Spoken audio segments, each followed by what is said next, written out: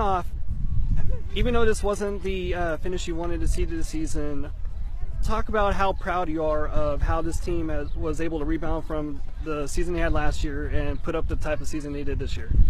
Well, it all starts with how you finish, and obviously it's not the way that we wanted to finish. We started a little bit sloppy.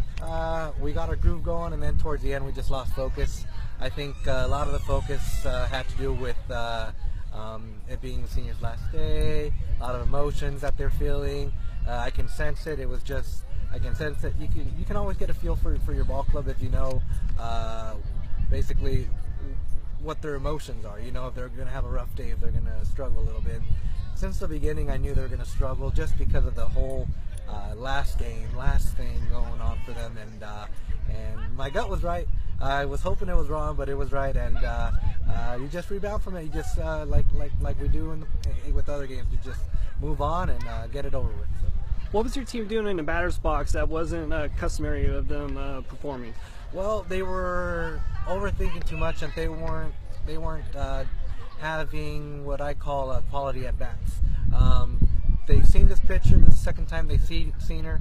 The first time they beat her, they didn't adjust, and that has a lot to do with them being in the game and their adjustments.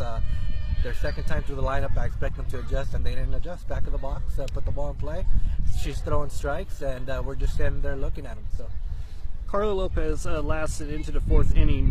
What was said to her as you took the ball from her and subbed her out of the game? I told her, I'm sorry we couldn't take you a little bit deeper, but it's getting a little out of hand, and you've had a great season. So she said, yeah, I know, I wanted one more, but that's enough runs. And I told her only a few of those were earned. Don't worry about your ERA too much.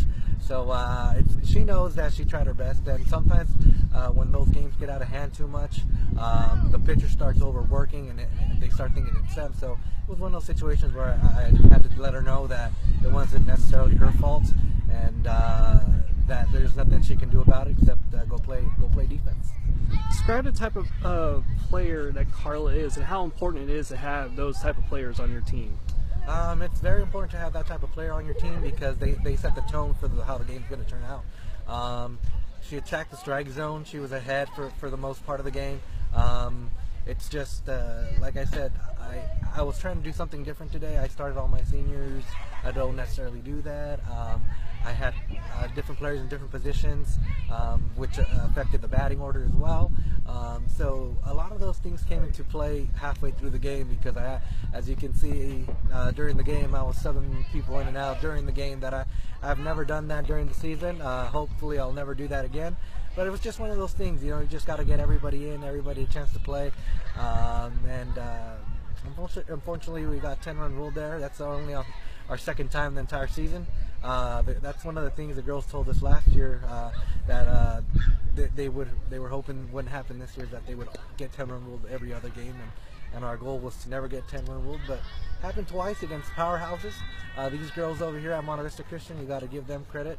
They beat Salinas High School, which is the MLB, the NBL Pacific champions. So they're not a weak team. They're a strong powerhouse team. So I'm glad we split the series with them.